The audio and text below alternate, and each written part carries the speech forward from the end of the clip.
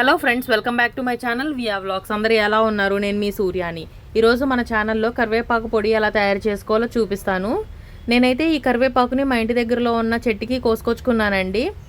Vegetable మార్కెట్స్లో దొరికేవి ఏంటంటే ఫర్టిలైజర్స్ అవి వేస్తూ ఉంటారు గుబురుగా పెరగడానికి. నేను మా ఇంటి దగ్గరలో ఉండేది కోసుకొచ్చుకున్నాను. చాలా ఫ్రెష్గా ఉంది, చాలా లేతాకండి ఇది. నేను ఇట్లాగా స్ట్రైనర్లోకి వలిచేసుకుంటున్నాను. సో మనం వాష్ చేసుకోవడానికి కూడా ఈజీగా ఉంటుంది ఇట్లా కోసుకుంటే. కరివేపాకు అన్నది కర్రీస్లో వేస్తే పక్కకు తీసేస్తూ ఉంటారు చాలామంది, కానీ కరివేపాకు చాలా మంచిదండి. హెయిర్కి, కళ్ళకి, డైజెషన్కి, బ్లడ్ షుగర్ని కూడా కంట్రోల్ చేస్తుంది, హెయిర్ని మంచిగా గ్రో చేస్తుంది, విటమిన్స్ కూడా బాగుంటాయి. సో వీలైనంత వరకు కరివేపాకుని స్కిప్ చేయకుండా తినేటట్టు చూసుకోండి. ఇలా కాకపోయినా కూడా జ్యూస్ చేసుకొని అన్న తాగేసేయచ్చు. మనం దాంట్లో జ్యూస్లో కొంచెం లెమన్ అండ్ హనీ వేసుకొని తాగొచ్చు, చాలా బాగుంటుంది. నేను నెక్స్ట్ వీడియోస్లో చూపిస్తాను కరివేపాకు జ్యూస్ ఎట్లా తయారు చేసుకోవాలో. సో నేనైతే నీట్గా ఇట్లా వలిచేసుకుంటున్నానండి స్ట్రైనర్లోకి. ఇలా మొత్తం వలిచేసుకున్న తర్వాత నీట్గా ఒక 2-3 టైమ్స్ వాష్ చేసుకోవాలి.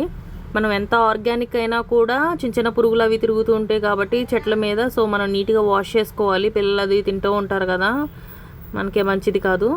ఇట్లా నీట్గా వాష్ చేసేసుకొని ఒక కాటన్ టవల్ మీద కానీ క్లాత్ మీద కానీ నీట్గా చక్కగా ఆరబెట్టుకోవాలి. ఫ్యాన్ కింద మొత్తం ఆరిపోవాలి, ఎటువంటి తడి లేకుండా. తడి ఉంటే ఏమైందంటే మనం మిక్సీ చేసేటప్పుడు శుద్ధగా ముద్దలాగా చట్నీలాగా అయిపోతుంది. సో బాగోదు, పొడిగానే ఉండాలి. నేనైతే ఇట్లాగా నీట్గా వాష్ చేసుకుంటున్నాను. ఫ్యాన్ కింద పెట్టుకున్నాను. అది ఆరే లోపల మనం నీట్గా ఒక 2 స్పూన్స్ అట్లా ఆయిల్ వేసేసుకొని దాంట్లో కొంచెం మనకు కావాల్సినవి అన్నీ, కొంచెం పచ్చెనపప్పు, కొంచెం మినపగుళ్ళు, జీలకర్ర, ఇంగువ, ధనియాలు, పసుపు వేసుకొని నీట్గా ఫ్రై చేసుకోవాలి. ఇవి వేగితేనే దాంట్లో ఉన్న ఫ్లేవర్ అన్నది మనకు అందిద్దండి. వేగితేనే బాగుంటుంది. చక్కగా గోల్డెన్ బ్రౌన్లోకి వచ్చేదాకా వేయించుకోండి. ఇంగువ మాత్రం స్కిప్ చేయకండి, ఇంగువ బాగుంటుంది. తర్వాత ఎండుమిరగాయలు ఒలుచుకొని పెట్టుకున్నాను, అవి వేసేసుకొని ఫ్రై చేసుకోవాలి. తర్వాత కరివేపాకు కూడా వేసేసుకొని చక్కగా నీట్గా వేయించుకోండి. బాగా వేగాలి, లేకపోతే చట్నీలాగా అయిపోతుంది. ఎండుమిరగాయలు కూడా బాగా వేగాలండి, సౌండ్ రావాలి మనకి ఆరిపోయిన తర్వాత, అప్పుడే చక్కగా నీట్గా వేగినట్టు.